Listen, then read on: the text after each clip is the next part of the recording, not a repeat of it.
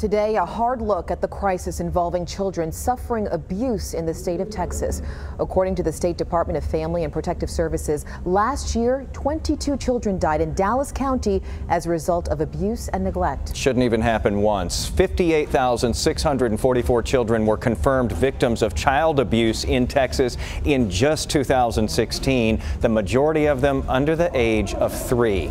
On October 11th, the child advocacy nonprofit TexProtects needs your help in order to continue advocating on behalf of so many abused and neglected children out there. Our Cynthia Isaguirre is here with more information on this special event. Couldn't be more important, Cynthia. I'm so glad to be here with this very important topic, Jason. TexProtects has one key focus, and that is preventing abuse. 1 in 5 children will be re-abused within 5 years of the first time it happens.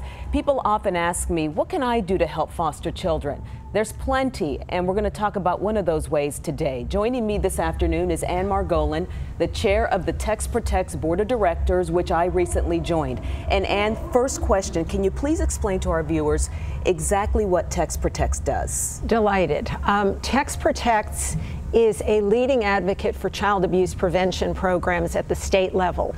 We get the state legislature to try to fund programs that prevent abuse because we don't want kids in the pipeline for CPS and foster care. But once they get there, we want those systems improved so that they're taking the best possible care of children. We work very closely with the legislature. We've had the good fortune to have bipartisan support during the 13 years we've been in existence, and we have passed a lot of good legislation. This last session alone, you passed critical legislation. Let our viewers know what that was. Well, during the past year, the crisis at CPS and foster care was not enough caseworkers. And so last January, in an emergency move, the legislature passed a bill that allowed for 1,400 new caseworkers. And then, in addition, because the turnover of caseworkers had reached 50% in some parts of the state, caseloads were up to 70 per caseworker, which is completely unacceptable.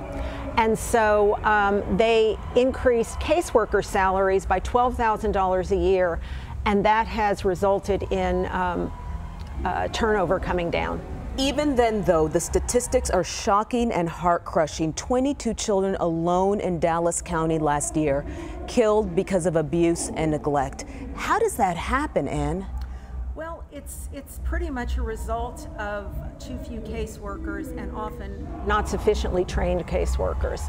So when the number of caseworkers goes down, they're trying to bring new people in and get them trained, and they put them out in the field too fast. So some of them are not sufficiently qualified, but also when the caseload, as I said, is up to 70, they do what are euphemistically called drive-by visits, where they're supposed to go in and actually interview the child, look at what's going on. They kind of open the door, look around, and check off. Serves no purpose. So that unless there's something drastically horrible going on, it may not be spotted.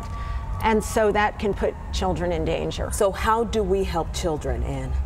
Well, there are a number of ways.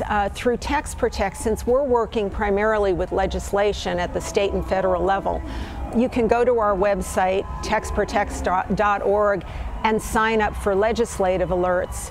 And when we send an alert, if you're so inclined to contact your legislator and ask that person to support our legislation. We do not receive a cent from the state. All of our money is raised privately. If you're inclined to make a donation, you can do that on the website. All right, our thanks to you, Ann. And we want to tell you about a gala that's coming up next Wednesday, October 11th, a very important gala for TexProtects. It is at Union Station in downtown Dallas. The reception begins at 6 p.m. Dinner gets underway at 7:15. Tickets are $250 a piece. Again, raising money to protect very vulnerable children. You can find all that information at TexProtects.org. Our thanks to you, Ann, once again, a champion for children.